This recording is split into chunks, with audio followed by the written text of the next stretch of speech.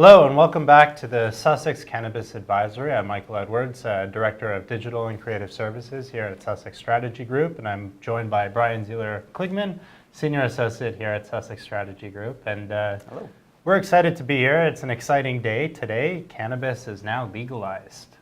Indeed. There are lots of changes afoot. Obviously, changes here in Ontario with legislation that came into effect yesterday. Or at least was passed yesterday, coming into effect today, and then obviously every province has had legislation coming into effect, as well as the federal legislation, which also comes into effect today.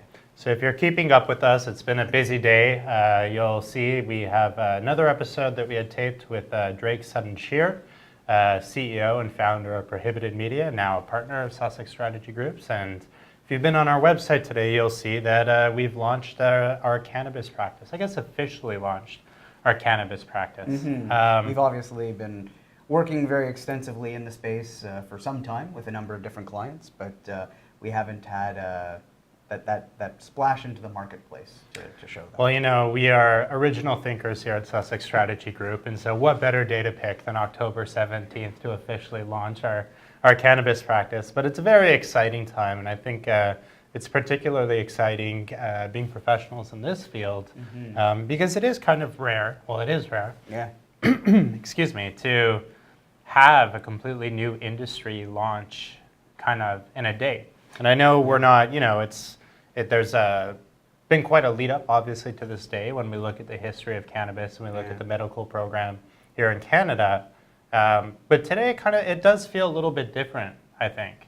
And I think a lot of people are feeling that. And I know you can't turn on the news, at least I can't, and not see cannabis content or not see a story on cannabis. And it's, I think there's a lot of kind of what's going to happen next. So as much as we're kind of at finally that end point in the road to legalization, we're now at the starting point for, okay, how are we going to make this work as a business, and how are we going to make this work as an industry?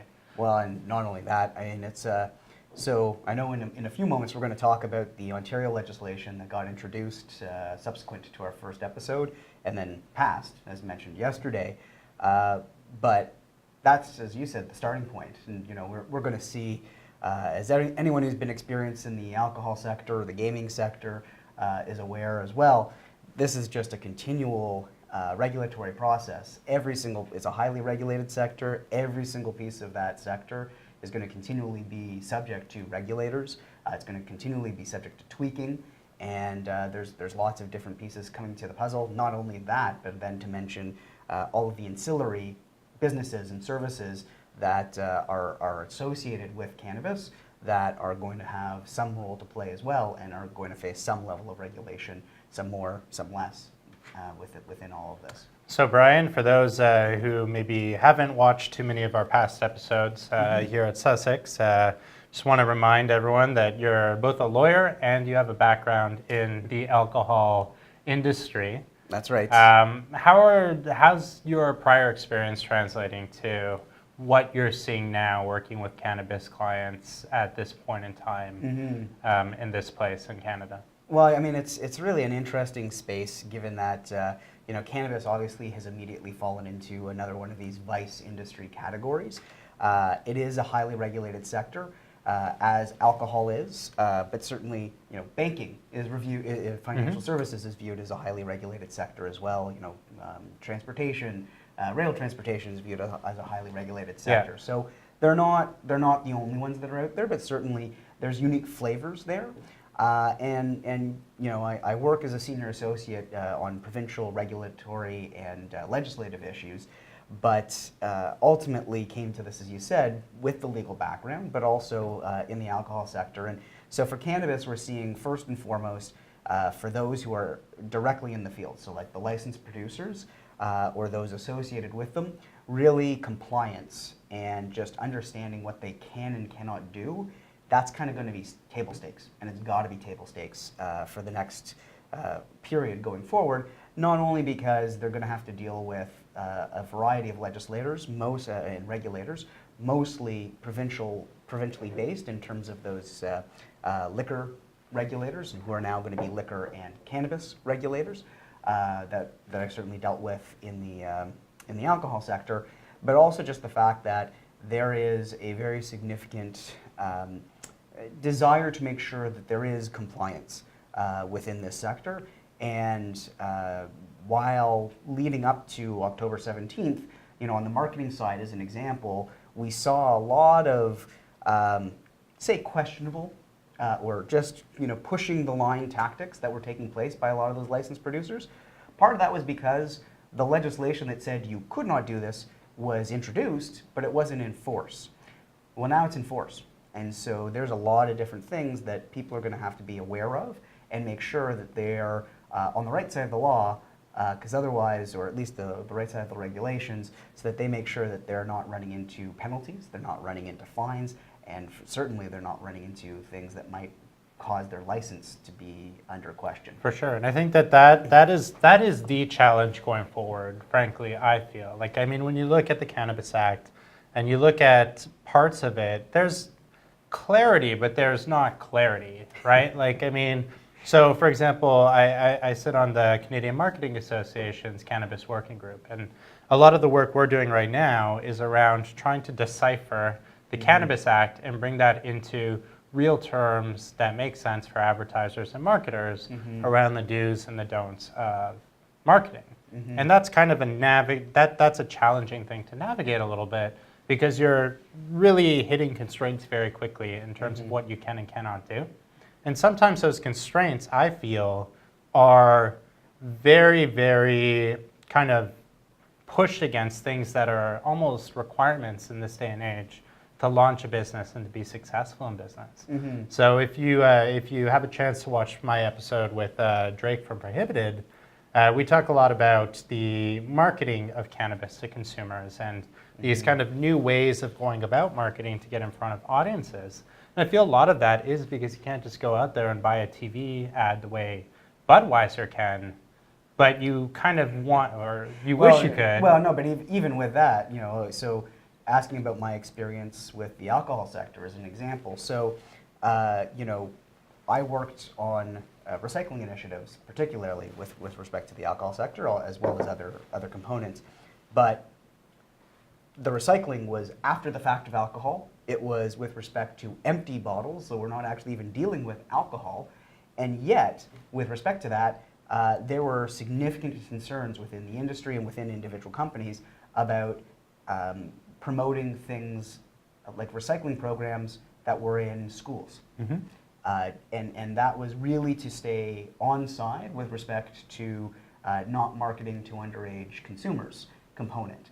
And so it's all of these different pieces where it might seem like it is removed from cannabis, it might seem like it has nothing to do with promoting your product, but by the mere fact of you getting your brand out, getting your name out, and people knowing what your brand or name is associated with, it becomes a little more concerning with respect to underage consumers. So, that's sort of some of the subtleties that come into this that certainly, with respect to not only like what could be in that ad of, can you do a beach, can you do so forth, but as to the channels it's in, the subject matter, so forth, become much more constraining, much more, you have to be thinking about all of these different pieces. One thing that I find really interesting, and then I want to touch a little bit more just on the marketing stuff, because I'm really fascinated by it. But this notion of lifestyle and what defines the cannabis lifestyle. Because when you talk to people, and I think we see this in a bunch of different companies,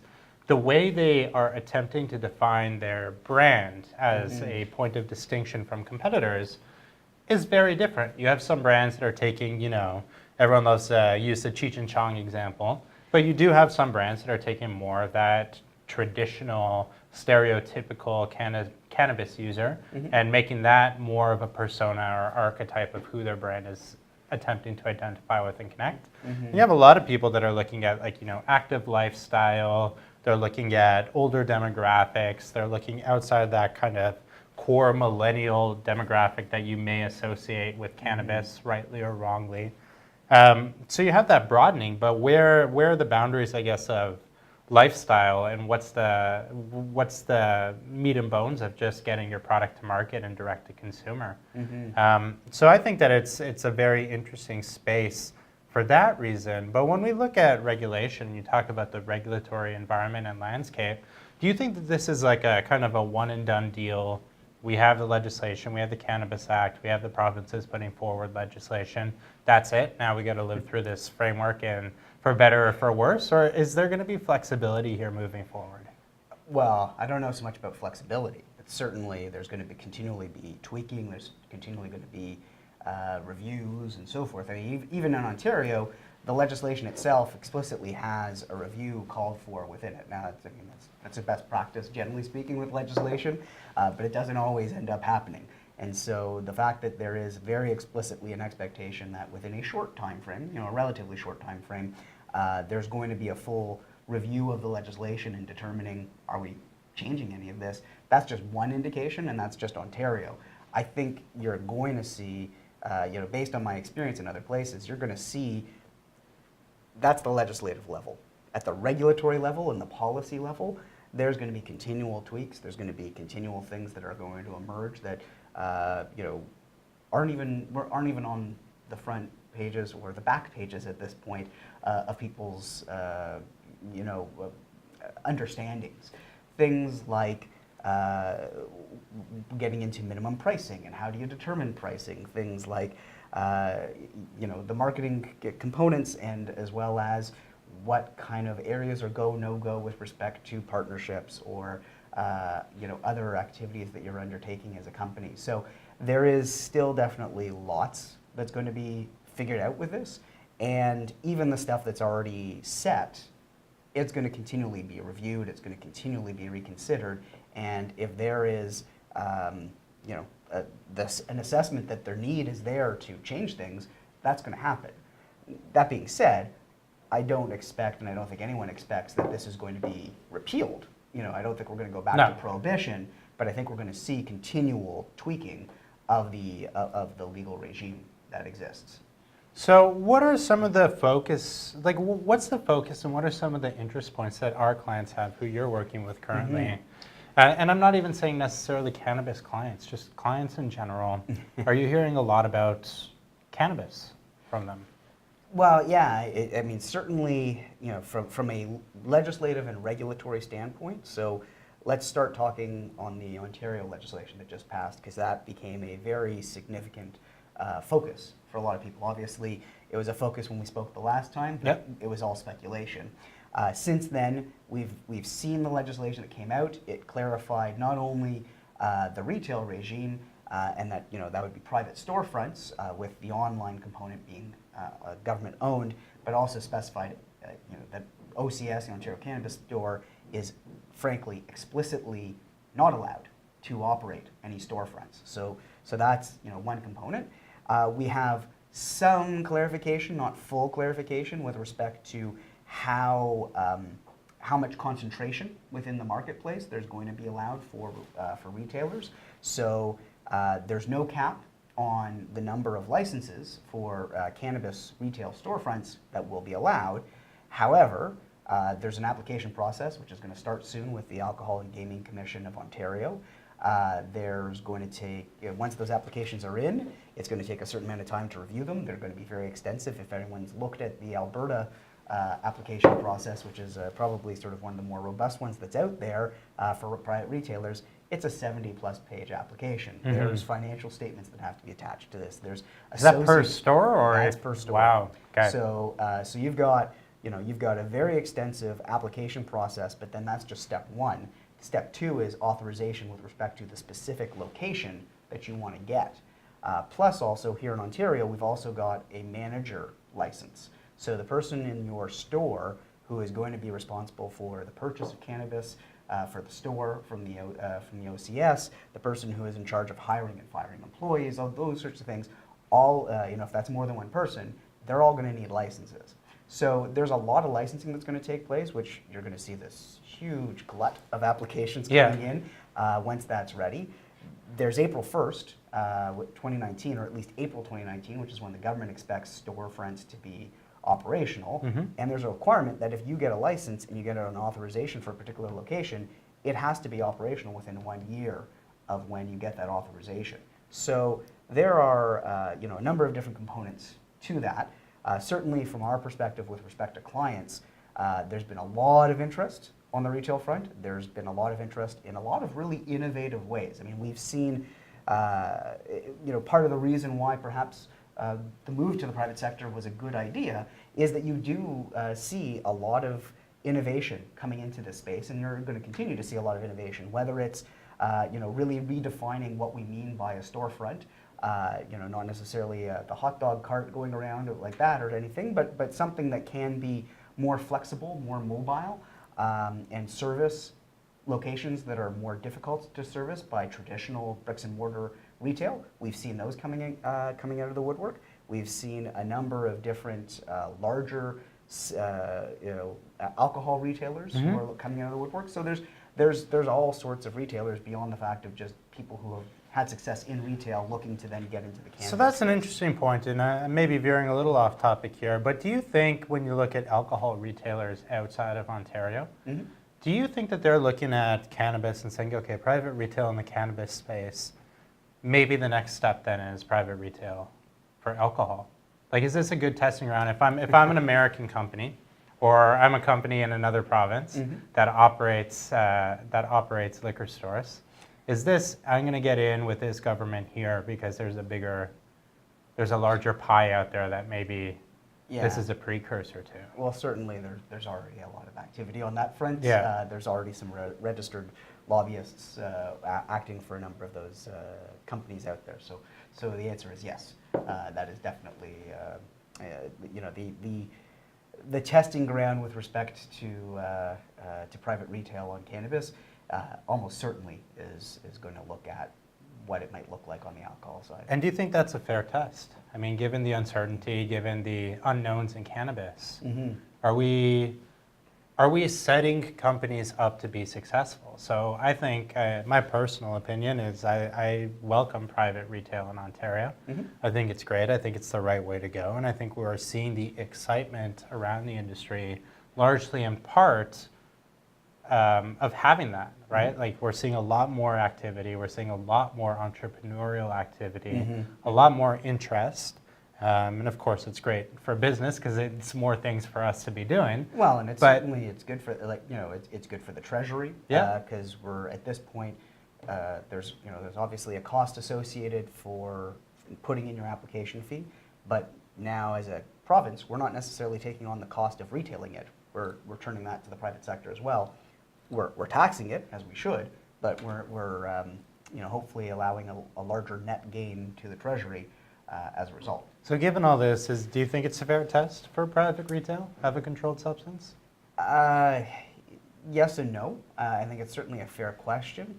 I think there's the cannabis side is a very new sector, and even people who are very comfortable about alcohol stores being around, in their mall or closer to their place of residence and so forth, are still expressing some concerns with respect to cannabis. Now, I definitely think a lot of those public attitudes will change, maybe not in days, but as this becomes more regularized and they're seeing the sky hasn't fallen in or so forth, certainly you're going to see that. But it's definitely it provides that space, but either way, it provides a proof point. If it's directly transferable, that's questionable, but I certainly think people are definitely going to make that argument. Yeah. Yeah. One thing, and I mentioned when we had Drake here, it feels almost like cannabis legalization coming to this day, it both took too long and came too fast. And I don't know if you feel that way or if it's just me, but we hear about the supply issues. One thing that I know you like to mention is, people will be going to their cannabis parties tonight, the legalization parties tonight, but technically you can't get cannabis anywhere except the OCS, and they're not shipping yet. No, so we're just going to turn a blind eye. Yeah, we'll turn a blind eye, but I think what I'm getting at is it kind of speaks to a little bit of this. Okay, it's here. How ready is ready, and are we at that point yet? Yeah. And I guess what I'm most curious to know is, where do you feel the finger might get pointed if things like supply shortages come into play, or delays in shipping come into play, or access isn't the way consumers are hoping for.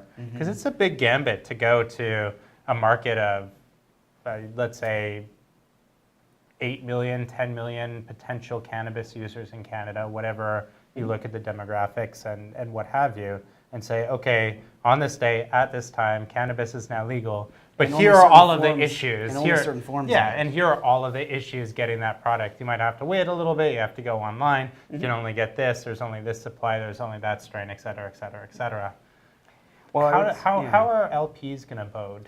Well, I actually think certainly yes, there's the issue with respect to supply shortages or not, and making sure that there's supply available in the various stores and making sure that the consumer can actually get access to legal cannabis so that you're doing an effective way of clamping down on the black market, which obviously is one of the goals here with respect to legalization. But I would actually say the two bigger pieces that speak to how this has moved forward, and I think ultimately, to a certain extent, there was a certain amount of you're just going to have to jump.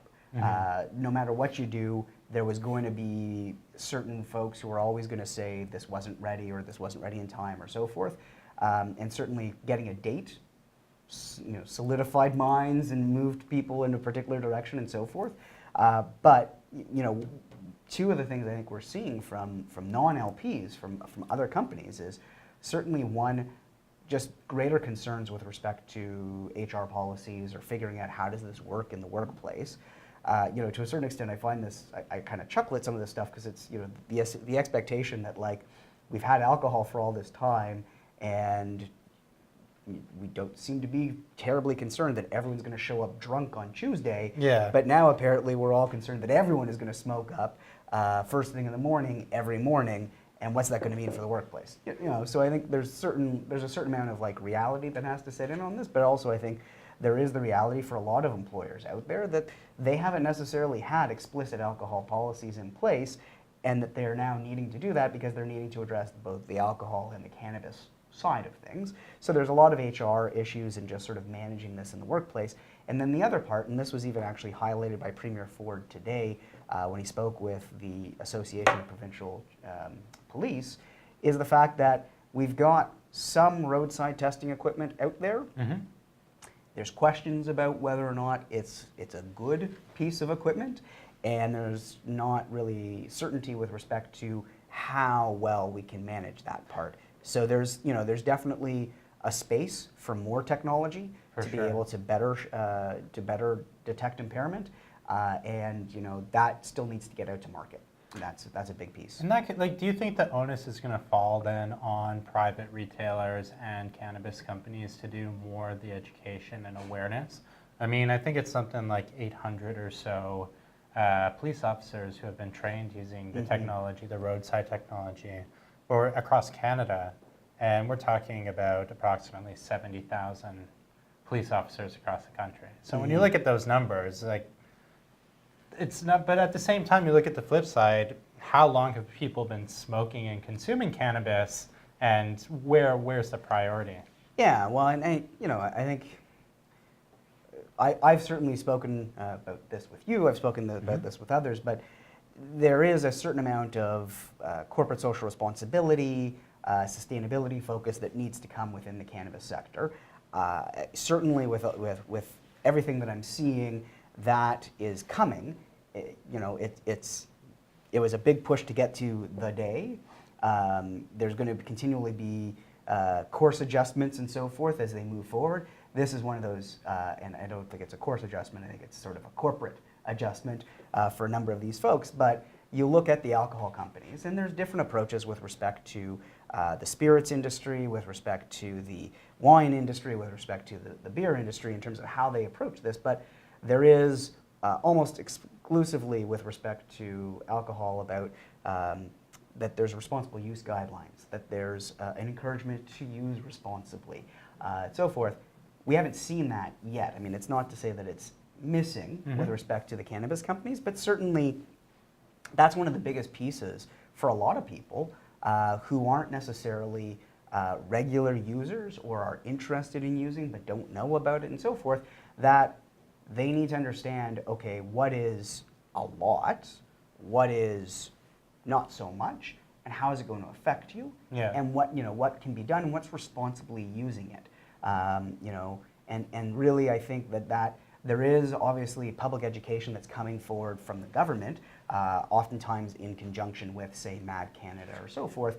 But really, there is obviously an onus on the cannabis companies themselves, whether it's an LP, whether it's a retailer, or some other entity. There is an onus on the companies to not only come forward and talking about here's what responsible use looks like, but also encouraging that responsible use takes place. It's not necessarily there today. It will be by necessity at some point. And to a certain extent, you spoke about the Cheech and Chong component earlier to this.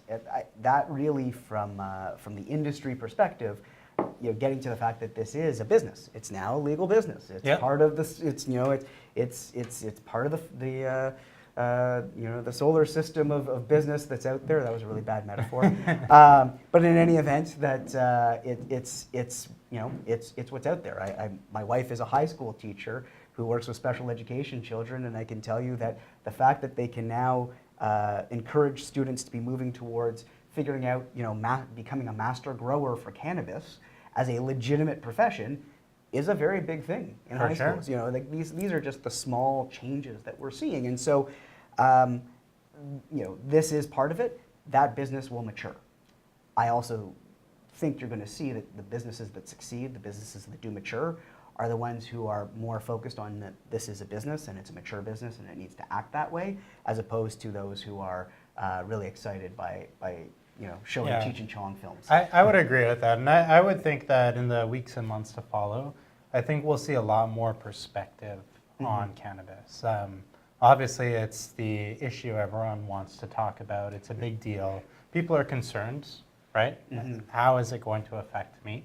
Whether you are a cannabis consumer or you're not a cannabis consumer, there are those questions. But I think the federal government actually did some great positioning this week around, putting that perspective and saying, look, like when we talk about drugs or concern, there's a fentanyl crisis, there's an opioid crisis in this country, and those are some of the things that really the people, when you talk about law enforcement, when you talk about folks in public policy that are looking at controlling drugs and illicit substances, that's where I think we'll start to see conversation shift toward and resources shift toward. So I think it gives cannabis companies that opportunity to go out there and be creative and be champions of their industry and champions of responsible consumption, and that will bode well for them. But certainly, definitely a lot to keep an eye on. Very exciting times, and it's very exciting to be. It's an interesting time. I mean, it's a once in a lifetime, or at least once in a generation moment of seeing it is a new industry, but it's an old industry. And so seeing this conversion take place and being being a part of it, being a part of that framework to bring it into being is pretty exciting. So Brian, we're gonna keep doing these episodes. We'll have a bunch of different guests coming on in the coming weeks, and it'll be very exciting to hear. But I think our viewers will look most forward to your updates as things unfold and continue to unfold, particularly as they focus in on some of these tweaks and changes and things moving forward. So yeah, very excited and very happy to be bringing this episode to you. So thanks for your time, and thank you very much for watching, and we'll see you soon. Thank you.